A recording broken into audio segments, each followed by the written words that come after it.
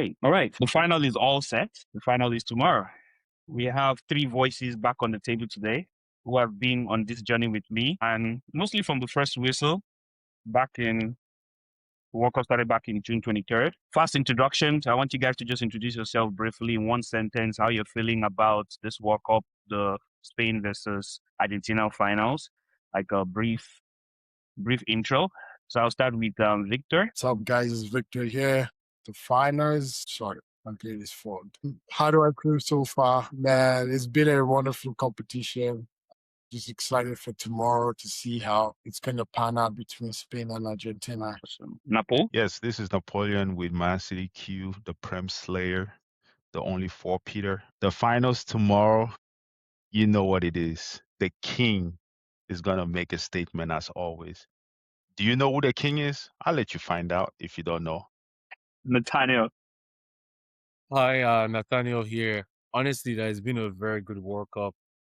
Honestly, I can tell the 1 month of no footy before the Premier League starts or before club football starts is going to be so weird because we're sports with like football almost every day, 3 games, 4 games. So definitely going to miss that, but it's crazy that we're already at the finals. But yeah, looking forward to the finals tomorrow. You know, I just want to see my goat one last time doing what he does best. So You know what it is. that goes. We see how that You goes. know what it is. Shock you. Some people goats don't go Ibiza already. As I said, They don't cook and call me cook. as I said, there are two types of goats. There are baby goats, and there are Odogun goats. So, all right, let's jump straight into it. Honestly, we're throwing out the script out today because honestly, the World Cup is done. And we had an absolutely madness today in Miami. England 6, France 4 in the third place playoff. 10 goals. My God. It's unbelievable. England started with 4 goals first half, 4-0. Second half, France started wibbling their way in, and it felt like this game was going to go their way. But all of a sudden, England still got it. But you know, I'll let our guests talk about it. I'll start with Napo. Yeah, it's like I've always said, France are a good team. Don't get me wrong, but they cannot play football. And that statement sounds very controversial, but it's as simple as this. Every team that France played before this moment, so we're talking about right up to, I think it was Paraguay they played, right? That was the last team they played, and then after that they lost. And then they lost. And it's like the goals that they've been conceding just keep adding up. And, you know, France cannot play the style of football that they need to play. Why? Because they rely on one player. And when they meet a team that knows how to control the ball, they don't exist. They can't play anymore. Yes, that one player is going to bail you out, Mbappe, the dictator, but you don't need just that. You need everybody else to rally behind him. And once again, we've seen it, they couldn't. And that's why they fell short. England, props to them. You know, they put 6 past France. That's amazing, by the way. But yeah, France, nah, they're not it for me. And sorry, someone said that Mbappe should be put in the GOAT conversation. Nope. Take that opinion, trash it, please. Thank you. All right, Victor, what do you think about this whole matchup that happened? The match was crazy. For me, my personal take is France does not have a system. They rely on individual brilliance, right? So what happens when that individual brilliance is no longer there, right? So they've struggled against teams that have structure, like, no, this is how we play, and this is how we're going to play. When it comes to that, France didn't have it. England almost bottled, just like Arsenal, but another angle. Another angle. Yeah, they almost bottled like Arsenal, but you know, I think they caught on their grip and realized, like, okay, we're slipping away here. What are we going to bring in to make this game more interesting and seal it off? So, but we're looking forward to the finals tomorrow for sure. All right. Then I have a specific question for you. Like Yeah. that ties into the conversation.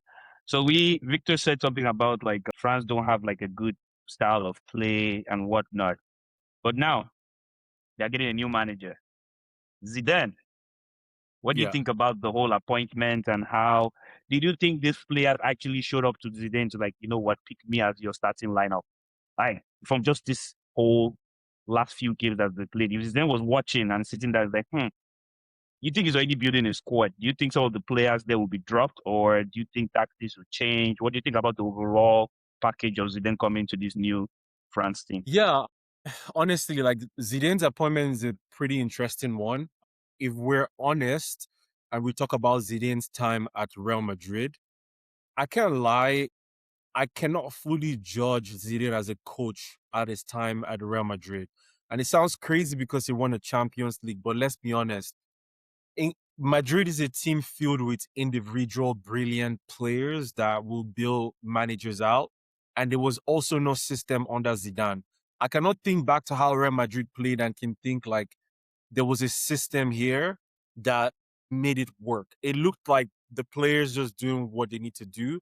And Zidane's impact in that dressing room was being a legendary player and knowing how to manage those individual star players within Madrid, which is what Madrid has been struggling with for the past few seasons because they've not had that coach that has been able to manage these star players. Ancelotti did a great job with it. Xabi Alonso struggled, Arbeloa struggled. And that is why they brought in Mourinho, because Mourinho has the capability with his legendary status as a coach and his experience to coach these players. Now, when we talk about France, it's the exact same thing. Literally, Victor and Napo say the exact same thing, which is what I was going to say as well, in terms of no structure, and they rely on individual brilliance. If there's anything I hope Zidane is doing in terms of what he has watched in the past few games to fix something within France, both Napo's and Victor's statements ties to the fact that France does not have a midfield, and that is a major issue. And that's why when everyone was talking about France versus Spain, talking about France was going to destroy Spain, it was the most hilarious thing to me because I'm like, do you understand the ability of the way Spain play and how they deprive you of the ball? And it seemed like France, they need the ball to be able to do something. And Spain Right. will fully take that away from you. And let's think about it. France does not have a player like Prime Kante that will win you that ball back and give it to a player like that is Hmm. creative, like an Olise right now that can create chances. Hmm. And that's why they struggled against Spain. Because if you take a look, they have an old Rabiot, they have Zay Emery. Those are not profiles of Kante that can win you the ball and pass it back to the midfield. They don't have a Rodri kind of player too that can control the tempo of the game, and that's why they struggled today against England because there was no Rodri kind of player there that could step in and read the game and slow down the tempo and take charge of the game. So again, if there's anything I hope Zidane is doing, because France have so much talent, they need to figure out that midfield and what partnership is going to work best there for those front three to be unreal. Because there's no doubt they have the best front three in the world in terms of country wise. Mbappe, Doué, Olise, Dembele.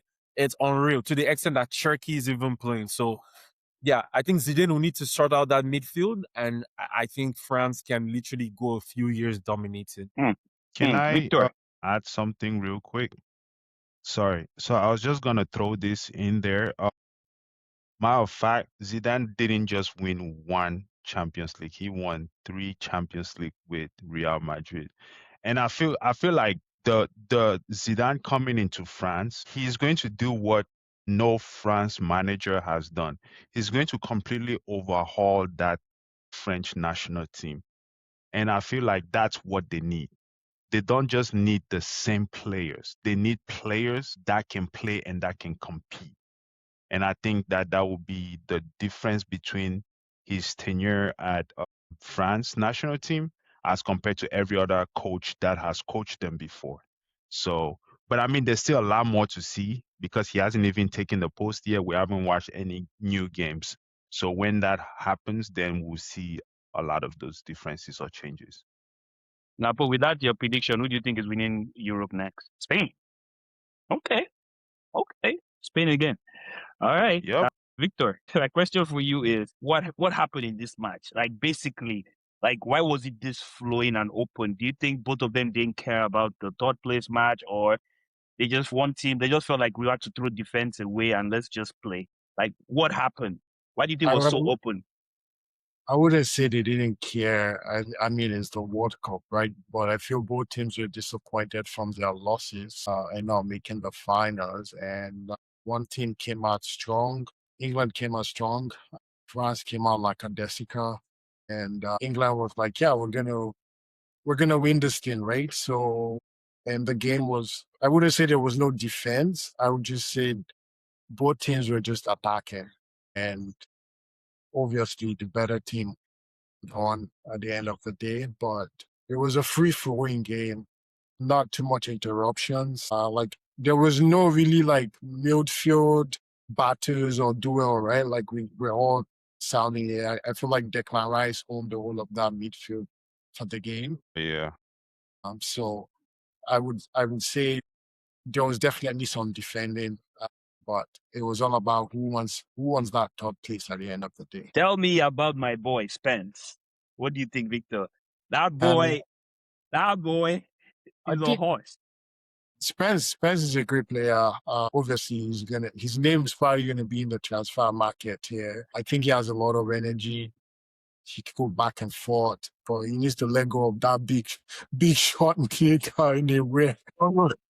He might have him Basti, bro. Like, bro.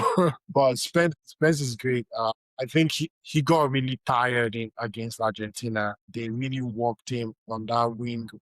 That boy Simeon, just like his dad, right? So, but he's quality, man. I think he owns that position for the next 4 years if he can stay healthy.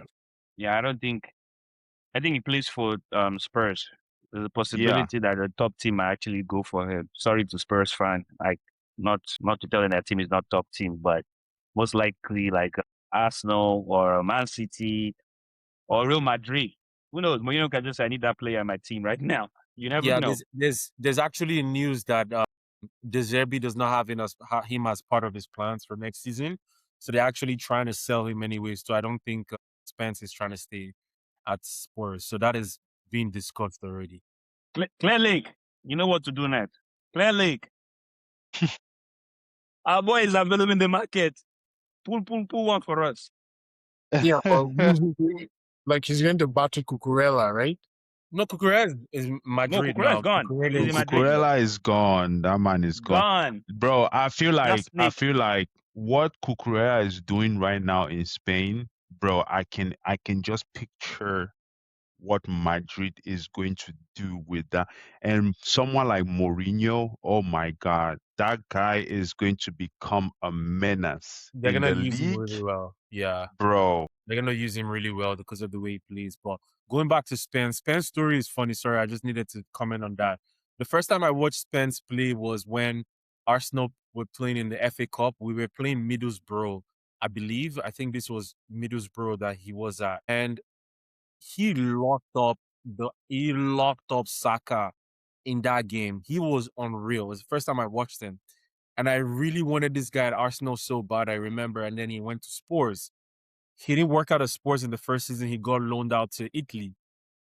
Played decent there, got a few games. I can't remember the specific club. I think it was Torino or something like that. And then he returned back to Spurs and then they started playing him. The issue with Spence is that Spence is just like every English player like I have issues with, where a lot of them get bought into their own hype and lose that concentration as a player. Hmm. And he was struggling in Spurs for the longest time. He didn't even have a good season this season that just finished. He didn't have a good season at all. But I would be very honest, the past 3 games in this World Cup, like I've been very, very impressed. And that is what you see in a player that is focused and decides to take the game very, very serious. So again, I think he will be still be a gamble regardless for any big team, and he has a little bit of attitude problems as well. If you listen to what some coaches have had to say about him, but again, I would be honest to say that he has had a very very quality World Cup cameo. To be honest, I've been impressed. What is he like 22, right? Yeah, it's or like 23. he's pretty young. Like, Yeah, Okay. he's got like it time, made me bro. realize something.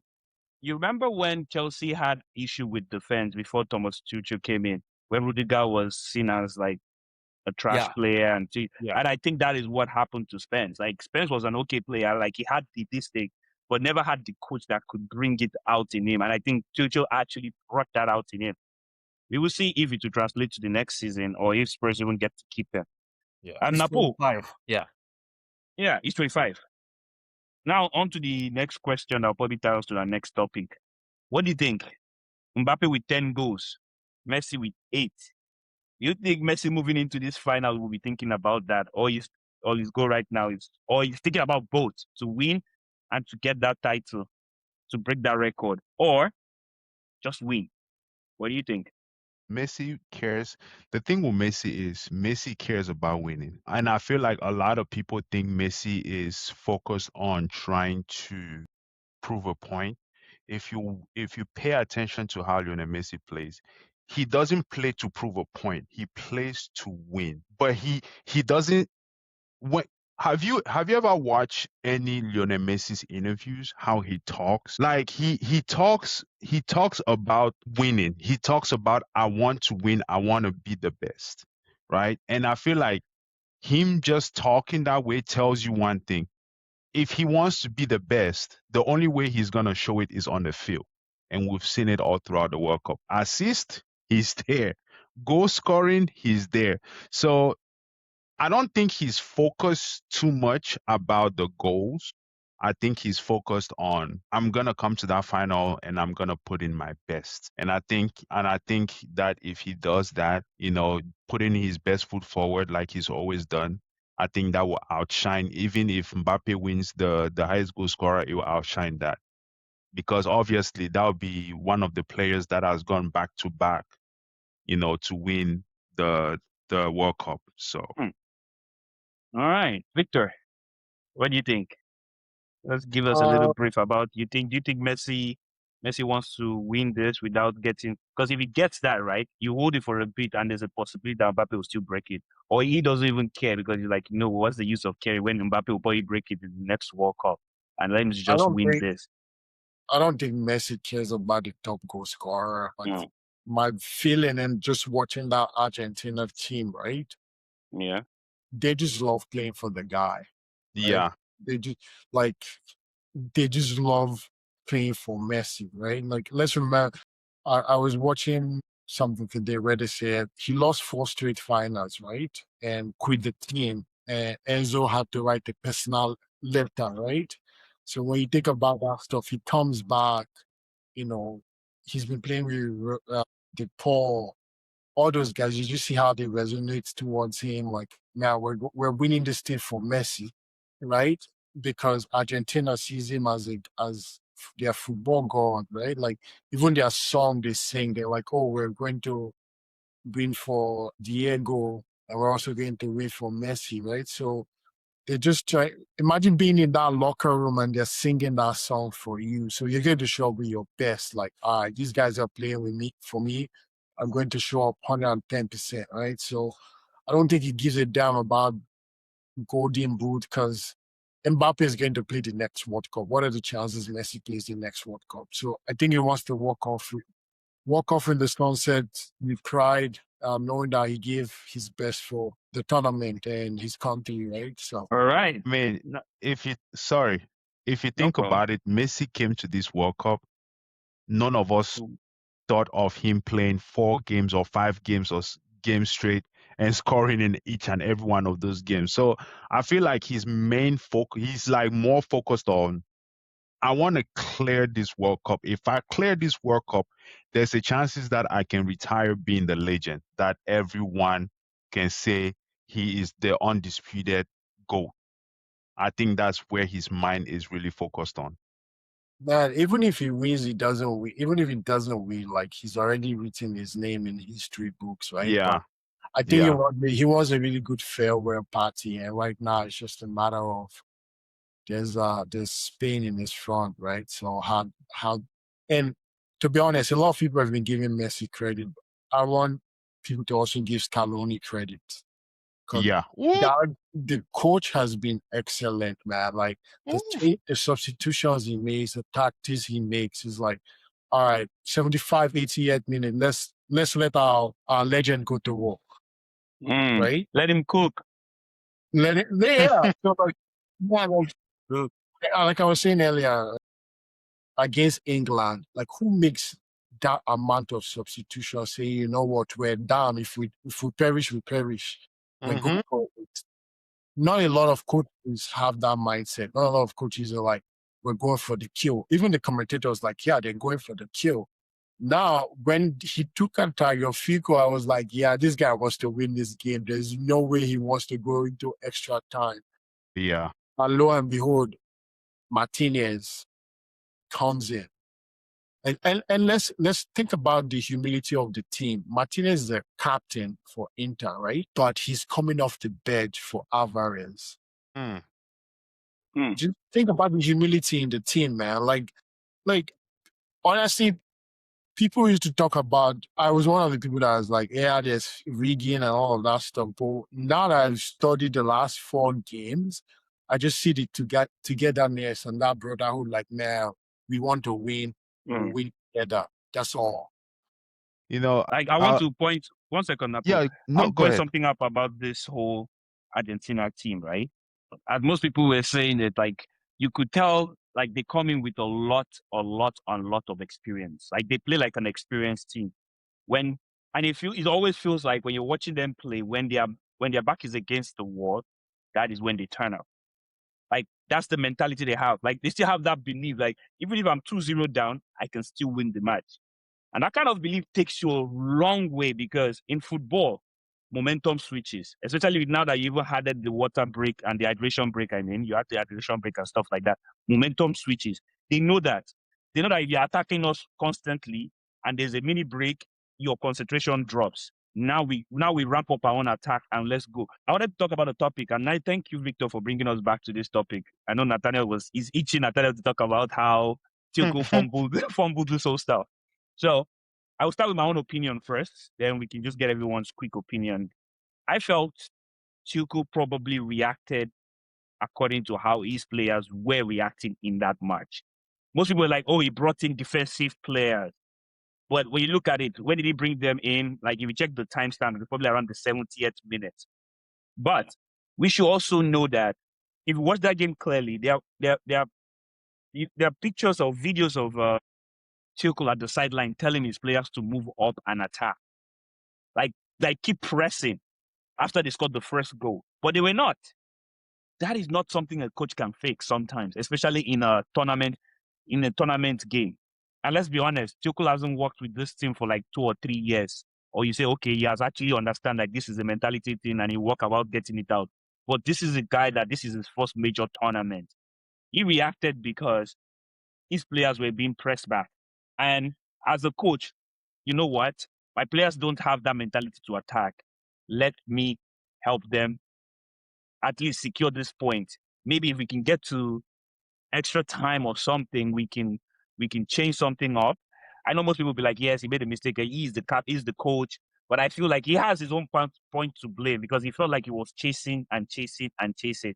Like there's even an interview, I don't even know if it's true or not, where they said that Argentinians players in the dressing room were like planning for Saka to come on.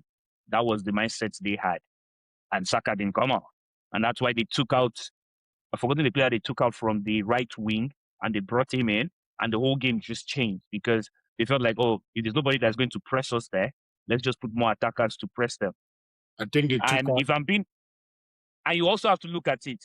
Let's just say Tuchel made the defensive change. Why are they not dying? Why are they not dying there to defend? You get what I mean? Why are they not dying there? Because if you look at all the chances that they got, even the second goal that they scored, that Martinez scored, Martinez is shorter than most of the centre back. Like, how will you let that ball pass you, meet a short guy in the middle, and he gets a free header? Do you get what I mean? That was just And Messi. You no, know, no, no, no, no, no. I know it was Messi, but you can see the cross. You can see the cross coming, right? You can see the cross coming. And as a defender, you know that fact. I don't care if you are short or something. You have to respect the player that you are with. But it just felt like they left him here. Then the first goal that Enzo Fernandez scored, Chelsea boy. If you guys want him, 120 mil, bang, drop, boom. England, But you get what I mean? Like, he took the first shot. Like, Victor, I see you play before. There's no way I'll let Victor take the first shot. And the second shot, I'll right? let him settle down and shoot. But I'm chasing you. I don't care if my body is there, even if you kick my chest or my private or whatever you kick. You get what I mean? I'm rushing out. But no one did. Even if you said, oh, Harry Kane should have gone out, that is the next, I was like, bruh, what about the other people? Just run out and make sure that he feels uncomfortable. But that didn't happen. You know what? I will rest my case. I think some people might actually disagree on my take on it, which is right. So I'll let Napo jump in and say something because you felt like you have something to give us. Two things. England prioritized Mexico over whatever the next round was going to be like. And it's easy because how they defended 10 against 11 in the Mexico game, you see two completely different teams. None of that showed up when they were playing against Argentina. And as a matter of fact, the second thing is Thomas Tuchel did not be the manager that he's supposed to be. And the reason why I put that statement like that is if I am the manager, right, and I tell my guys, move up, move up, move up, right, and you guys are trying to defend, I will do substitution. I want to win. So it's either you're winning with me, with my style or my method, or I take you out. There's no way about it. There's no other two ways about it. You either become the manager that everyone looks at it and say, no, he stepped up and he did what he had to do as the manager. Because it's like how this is controversial, right? A lot of people will not agree with me. But I'll tell you this. If I'm Thomas Tuchel, after Bellingham went on that interview and said what he said, I'm not playing you the next game. That's how you know who a manager is. That's how you know who a manager is. I am telling you, this is my team, and you, whatever you want to say, you're gonna sit on the bench and you're gonna watch. And I think that's where you see the difference between being a manager and being a coach. Being a coach is one thing, but being a manager at the same time, he didn't step up to the plate. And that's why Scaloni stepped up, did what he had to do.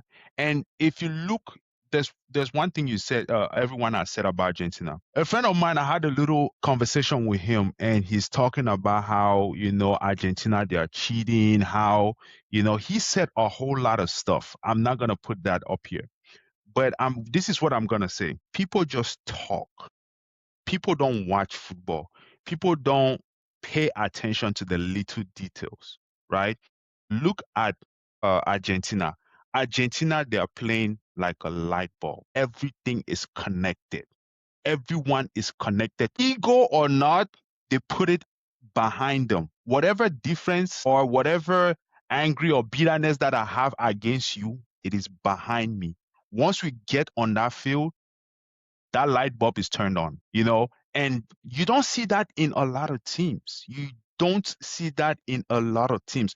A lot of teams, best example, France, with all the star players they have. Mbappe, there's no connection. I mean, you have Mbappe, you have Ousmane Dembele, you have Turkey, and the list goes on and on and on.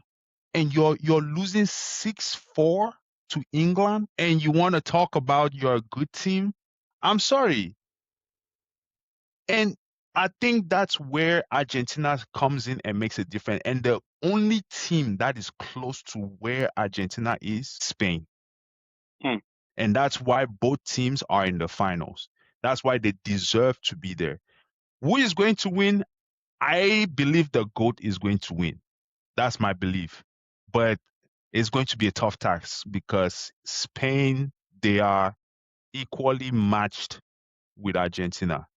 So I feel like a lot of people are just so focused on the little minor details. Oh, Argentina is cheating. This, oh, racism, oh, that, oh, they are favoring Argentina, blah, blah, blah. But you guys are now watching the game. You guys are now watching how the players are on the field. You hear players going on interviews and say, we are playing for Messi. Ronaldo is a legend. He's not a GOAT. I'm sorry. He's a legend. He's not the GOAT. Argue with yourself. I don't care. Nathaniel, Ronaldo, you see Ronaldo in an interview.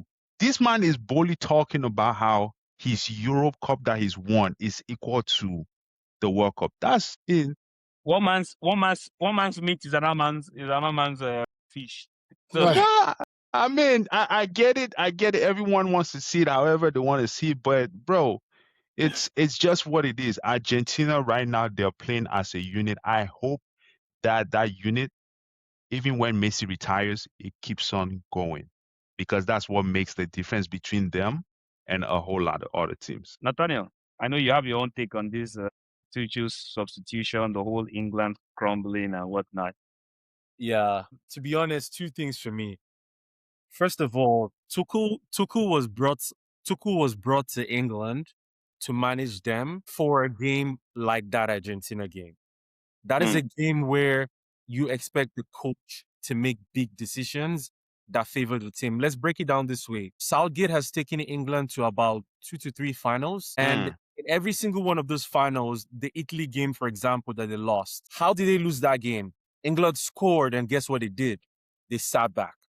The game against, I believe it was France too, in the World Cup last year, same thing. They were in control of that game, scored. What did they do? Sat back. When they interviewed Tuchel, when he got the job before the World Cup, they asked Tuchel, what did he think about the England team before and what happened? He literally broke it down and he said the exact same thing. He said to them that one of the reasons England struggled to win a trophy was the approach in those big games and those big moments where the tactics that was chosen, by the manager, what was chosen at that time, was not the right thing. And again, what was it? The pragmatic style. And to be honest, I was very, very disappointed with his approach because, again, that is a big moment. You mentioned, Ajida, that what do you expect him to do? Like the players' mentality, they sat back and all those different things. That is where the big managers earn their money because how you are meant to inspire your team. We all know, and he said it himself too as well, that there's a mentality problem within the team. When you come into the squad, number one, your squad selection should be based on those players that you're picking. You are sure that their mentality is what you mess with. And you see that a lot already in training. So you know those players that you can trust. And trust me, those 11 players that started that game are players that he trusts.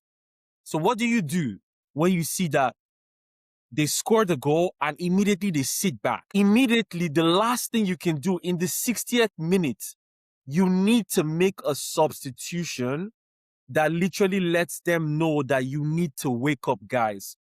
And what did he do? He decided to be more pragmatic to make it even worse for them mentally because he panicked. He literally panicked by bringing off Gordon and bringing off the defender. For a team that is already freaking out with the amount of attack Argentina was just hitting them wave after wave, it even makes it worse for those players to keep concentrating to try to attack. They are going to continue defending and not try to change anything because what is the manager doing? The manager is bringing another defender. If he took out and replaced and brought on, he took out Kane, brought Rashford, took off whoever the other person I was playing, I think it was Rogers or whatever, they started at the right wing. Rogers' leg was gone already, and he was even playing on the right. Bring on Saka. I am telling you, Argentina, as much as they knew they needed to go for that game, they would have been more careful. Romero and Lisandro Martinez were on yellow cards.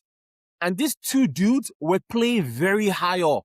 Literally. Yep. So there was no risk Tuchel took to make them push a little bit back to stop the way they were pressing to win that ball. And that was a very, very big problem. 100% the blame goes to both the manager and the coach, but I think the manager made it worse. The team panicked and he did not help them out and he made them even panic more. And that is for such a coach that literally England signed him for that reason. They signed him for a big moment like that because they have been going to the finals the past 4 years in the different competitions they've been going for. They did not bring Tuchel to go out in the semifinal. Tuchel was signed as the manager to win this World Cup and make decisions that needed to be made in big moments. And he failed. And to me, I think that failure is enough reason to fire him because literally he failed the nation. That was a horrible, horrible call. Go listen to all the ex-England players and the press talk about what is going on. He made a horrible, horrible decision with those changes that he made. And then he even questions things even more because people were asking, like, maybe he was scared there was no player on the bench that he could bring up to change the game. So why did you bring Madueke? Why was Palma not on that team? Why didn't you take those players? For example, Argentina were crossing a lot of balls in. We know Miguel is great with heading the ball. Why was Stones brought into the World Cup when he barely played for Man City? Stones is a legend. I will forever rate him. He's a very good player. But he barely played for City. So moments like that is where you question every single decision that he made leading to the World Cup and in that game too as well. So to be honest, I think he messed up in that game. But speaking of Argentina, just briefly, I think again, people underestimate the unity Argentina have as a team. And credit to Scaloni. Argentina do not have a style of play. People don't understand. Literally, Argentina's style of play is passion and die for Messi. That is literally their style of play. They don't play nothing. There's no intricate passing. Just watch this team when they lose the ball. One player loses the ball, 3 players press. It's insane. One player loses the ball, 3 people next trying to die to win that ball back. There's no style of play than passion. That is what it is. They understand what their strength is. They're not the tallest. They're not the biggest. They're not the most technical. They just play as a unit and they make it work. And that's what happened. And then you have Messi. Having Messi on your team already is a cheat code. That is just a problem. And you just leave him and you let him go to work. You get what I'm saying? And that's how they won that game. Like, to be honest, they let Messi go to work. What we saw was prime Lionel Messi going to the right wing and telling you, give me the ball and leave the rest to me. And that's what we saw right there. And that's the thing. Sorry, just to round up. The reason England messed up, because if you look at the first half, England did a great job literally limiting Messi in that game. And what did they do? Rice and Anderson made it difficult for Messi to control the midfield. And Messi is not that physical athletic anymore. And then they decided to make the biggest mistake to sit in a low block. Imagine not pressing Messi. Imagine not pressing Messi. That was the biggest mistake they made. They allowed Messi to be free on the ball. So I'm like, are you guys insane? All you were doing in the first half and up to where you scored was working. And then you decide to sit back. That's what I'm saying. Tuchel, that is a sackable offense. You don't understand. The amount of space that Messi was having on that right wing, it's a sackable offense. Literally. Yeah, I'll end it there. You know what? Let's just make this a quick voting kind of stuff. Like, this is now acting like the FA, because I also heard rumors that Pep might be their next manager.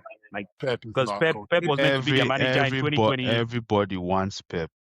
No. This was actually the truth. Pep was meant to be their manager in 2024, but he extended the contract. He extended his contract with Man City for that few brief period, and they thought it was going to be Man City for a little bit longer.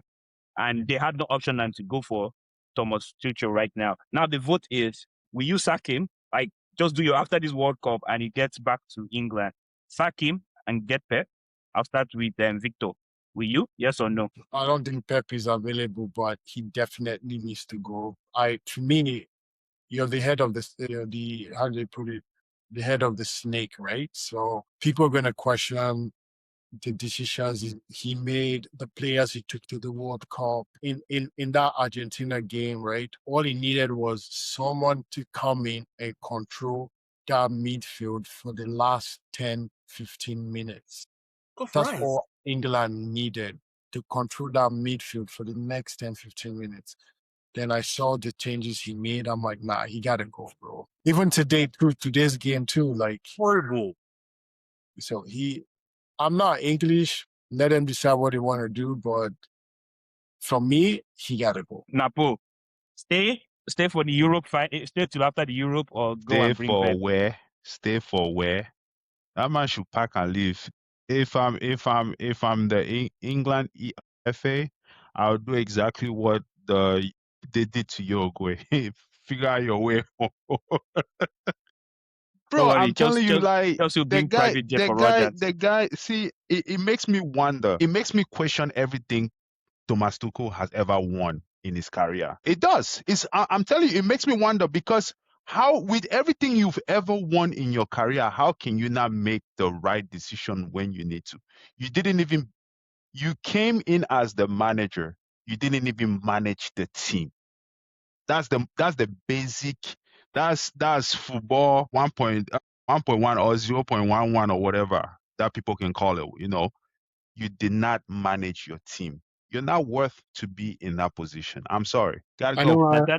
Nathaniel, fire or not? To be honest, I can't lie. I'm sorry. Like, it's a hardcore. Like, I'm in between. Despite everything I said, I think again he has had an opportunity to gel with the team and get a little bit of understanding on how things work within the team and maybe things he would change next time. I think it makes sense to give him the Euros to see what he does with the team because he has already understood them. He has come this far. I think constantly sacking managers, I'm not the biggest believer in that. So I think give him another chance and give him the Euros and do not fire. However, when you look back at it, my only concern with Tuchel is that Champions League and that season when he came to Chelsea was pragmatic ball that he played. You cannot play pragmatic football with this England side. And if you look at the big picture of this World Cup as well, England did not have a single good game except the Croatia second half game. The Mexico game was a decent game. It was a big win more than a good performance because you had to dig deep to win that game. It was more a very, very brave performance. The Croatia second half was a good game. But besides that, England had a horrible World Cup in terms of performance. They didn't play well against Congo. They didn't play well against Ghana. They did not play well against who else did they play? They played decent against Mexico. There was another person I'm forgetting. But yeah, like, and that worries me because that team is so talented that they need to be playing better football than they have played so far. But again, all in all, I'll give him the Euros. And if it doesn't work out, get rid of that guy because I'm concerned of the decisions I've seen him make in the past few weeks, to be very, very honest. So I would say give it a chance, but he should be on very, very thin ice. All right. I think we should probably go through another topic right now. Spain versus Argentina. So this is basically just to give you my rundown. Like Spain, to me, if not to most people, is the best team in the tournament. They're controlled, they're technical, they have the Emil Lamal, their midfield actually subscate people, and I think this is their first finals since they won it all in 2010. Argentina, on the other hand, defending champion here, battle tested. They've come back, as you said, streetwise. Because let's not forget that Argentina know how to play dirty. I'm sorry, they do know how to play dirty, but they know how to do it on the fine line. They don't just do it like, okay, ref will give us card. They know how to push it a little bit close, but not close to get a card. And they have the greatest player of all time who is still writing his story, like Messi. And this will be a back-to-back title that haven't been won since Brazil in 1962, I guess. And my first question is, where is this final going to be won or lost? Like, what are they going to be the key battles in these finals, and where should we be looking? I'll start with Victor. It's gonna fall down to the battle of the midfield, man. I think they're gonna try and be physical with Rodri because they know he's their midfield general. So I can see a lot of back and forth, Rodri and Paredes or Rodri and Paul. They're gonna try and see if they can get into his head, right? I think that's one thing Argentina does well. Is they try to like get into your head, and the moment you just show a sign of weakness, they're like, "Yeah, we got you. Let's go." So and then on the wing, I heard Lamar Yamin has a little bit of a knock or injury, but we don't know how that's going to turn out. But I think the midfield and the wingers are going to be the ones that will make the difference in this game. Both defenses are strong, but it's about Argentina likes to do that behind the back run where Nico Gonzalez will just take off and make that sweeping run as well. They play that cutting in over the top ball. So Spain does that too as well. So it should be interesting. But for me, there's two things that are going to happen tomorrow. One, Messi walks away, a good farewell ending, and he's like, Yamin, the next World Cup is yours. Don't worry about this one. Or is the rise of Yamin. It's like, okay, I've passed the torch over to you. That's how I see the game tomorrow. Napo, what do you think? And we also want to throw this into the range. I don't think, in my own opinion, I don't think Lamine Yamal has actually performed to the standard that we expect him to perform at this World Cup. That's something we should also note. And we also can also lay the argument that he was injured. Like that's an argument, but you know what? Saka was injured and he scored a hat trick today. Well, actually, it's personally just a matter of having him there is just a threat. It's just enough. You can take off, right? Like he doesn't need to do more. Like look at Messi. Once his 80th, 75th minute, that's where you see, okay, he starts running and doing all of that dribbling. He doesn't do much in the first 30 minutes. My guy is just trolling, scamming, right? So yeah, Victor, what do you think? Sorry, Napo, what do you think? I think Messi saved his energy for this moment. I cannot lie. I think tomorrow we all are going to see the Messi that we've all seen at the biggest of his prime. I think, let me start by saying this. I think you got to give credit to one player specifically, one player that nobody's looking at, and it's my boy, Mr. Rodri. What that man has done for Spain's midfield, it like you see his presence in that DM position, it's everything. But you're going against a team like Argentina that they are not scared of who you are. They are not scared of whether you're the best DM or anything. Whoever you are, we would chase you down. And every team that Spain has played against, including France, you could tell everyone got scared. Everyone got tired of pressing. Everyone got tired of, they know that Argentina is going to hold the ball and we're just, let them have it. This game is not going to be like that. This game is going to be a tactical battle, but it all comes down to two players mainly. If Lamine Yamal plays, I keep telling people, the game against France, you could see the glimpse. That goal that he scored that was offside, you could see the glimpse of the Yamal we all know. Secondly, Lionel Messi, there's no way on this planet Earth you cannot put that man. You can say, oh, I'm not going to put him into the conversation. There's absolutely no way. Messi is the torch that even if you turn it off, just him being there means everything to Argentina. And I feel like worst comes to worst, that might be the reason why Argentina wins because of Lionel Messi, because everyone wants to play and win it for Lionel Messi. And I've been saying this multiple times. Their last 3 games, they came from behind, losing to Egypt 2-0, coming from behind and winning it. They are showing that we are here because we deserve to be here. And I feel like that willpower, that joy, even Nathaniel said, they don't have a structure in Argentina. There's no formula of, oh, we are a tiki-taka, or we're going to play this style. No. That pure joy, the grit, and we would die on this field. I feel like at the end of the day, that's what is going to push them over the edge, and they are going to be victorious over Spain. I don't think. I mean, I see what also Victor said about the whole passing the torch to Yamal, but man, it's hard to not see what Argentina have done.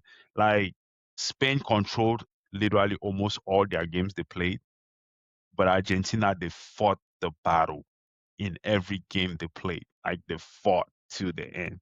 So yeah, I feel like that will put them over Spain. All right. Nathaniel, what do you think? The Okay. midfield or the defense or the keeper or Yeah. I'll say midfield, and I'll break it down this way.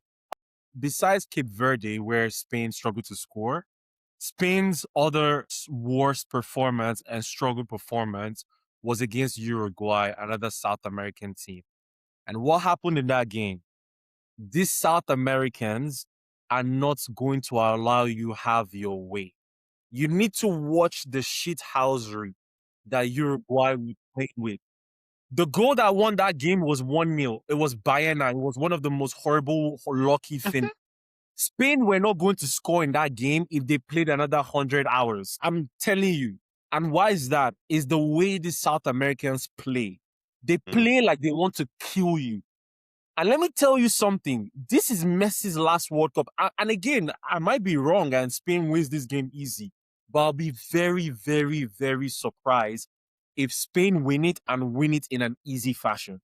Because this is Messi's last World Cup. These guys are going to die for this guy tomorrow. Did you guys Yeah. see? Did you guys see Argentina singing the national anthem in that England match? Did you see? Did you guys watch that at the beginning of the game? This guys is a cult. It's not. It's not even a. It's a cult. I'm not even joking with you. It's a cult, bro. Like they are insane. McAllister had a horrible season for Liverpool. He lost his leg. Yep. I'm Yep. seeing McAllister running like his life Balling depends. his life out. Romero had a horrible season with red cards, and this guy is pressing and beating defenders and running with the ball. Lisandro Martinez just came back from a long-term injury. He's pinging balls. I'm telling you, people underestimate this team, and they have underestimated them all the way to these finals. Mhm. And the reason why, again, in general, is going to be a tough game for Spain is that they are not going to allow Rodri to breathe. They are not going to allow, and Victor said it too off before we started even talking. It's going to be a immediately shithousery. Like they're just going to notch people, fouls. They're going to stop Spain from trying to play. And they're okay doing that, and this goes to penalties. It doesn't matter. They will do it all the way through, and it will go to penalties. So people that are saying, I saw a few like big pundits and people saying this is going to be an easy game for Spain. I'm like, what are people Nah. what are people like, what are you watching to come to that conclusion? And to finalize it, someone was talking about how, Argentina pushed to the limit, and it's all the whole thing people have been talking about rigging. They don't give them yellow cards. Argentina is a very smart team. They set the tempo and the pace of the game to how they want it right from the beginning. No ref wants to ref a game where in the next 30 minutes, 30 seconds, they're given a yellow card. So what happens? Argentina start the game aggressive, so they have left the precedent for the referee to ref that game in that manner for most of it. And that's why they get a lot away with a lot of the nudges and a lot of the physicality, because they have set the tempo that way for the game to be like that. And I will not lie, the last referee in the semifinals did a great job in slowing that down and stopping how physical it was, because England decided to try to play Argentina at their own game, which was How another they work out. very big mistake Tuchel made. You don't do that. Play your ball. And to me, that is where Spain loses this game. If Spain decide to play Argentina's game, they are done for. They are absolutely done for. They should keep playing their game the way they play, playing in the midfield, pass around, ping it to Yamal, because their fullback on the left side is not that great. Yamal is probably going to eat that guy for lunch and dinner, to be honest. So they better play that way. But the moment they decide to get locked into Argentina's shithousery, it's done for them. But all in all, I think it's going to be a tough game. I take Argentina to win this game, either in extra time or penalties. But I really think people are underestimating Argentina's ability to win this game. Yeah. All right. The final whistle. This is the one. We've been here for 4 episodes, weeks of debate. I would think we just jump straight to our prediction. I think I'll start with Napo. I just give me at least one good scorer and our score line and who do you think is winning? We'll start with you. Argentina 3-2. Messi hat And trick. okay, Damn. damn. So that means Argentina is winning the World Cup. Victor. Man, this one was hard for me to predict, but I think if Spain can do what they can do, I can't really go for Spain because I can just see Argentina just walking away with this team. So I'm going with Argentina for sure. All right.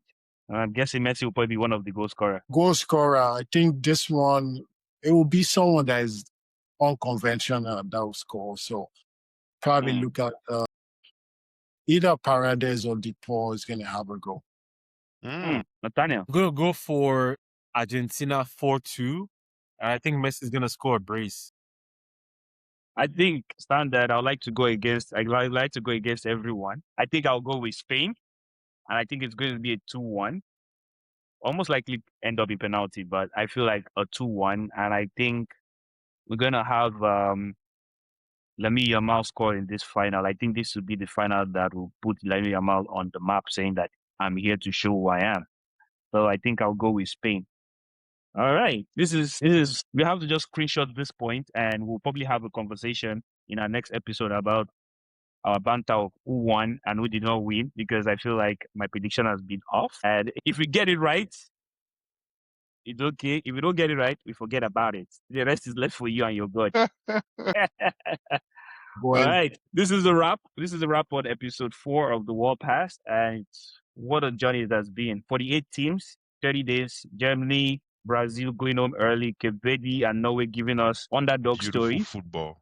Thank you. And the host nations falling and failing. Canada out, US out, Mexico. After Mexico with the bright start, they just fell off. And France being dethroned.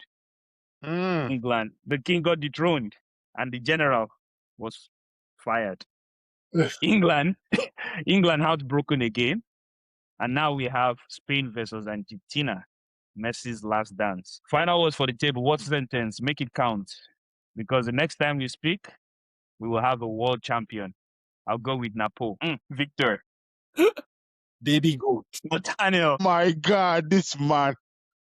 This is why England almost got As for me, This Arsenal. as for me, you know what, Nathaniel, I'll just follow your train of thought and say Blue Co. Show us more signings this season. If you are just finding us today, we have episode 1, 2, 3 on the channel. The whole journey is there. Every prediction, every debate, every result that has humbled us. We'll be back for one final reaction about the World Cup, and then we'll be jumping straight up to the Premier League season. What we got some transfer discussion we will talk about. Subscribe, hit the bell button, and we hope to see you. Enjoy the finals, whoever you're cheering for. And until we meet, pass it, return it, debate it, and repeat it. We're out. Woo! More.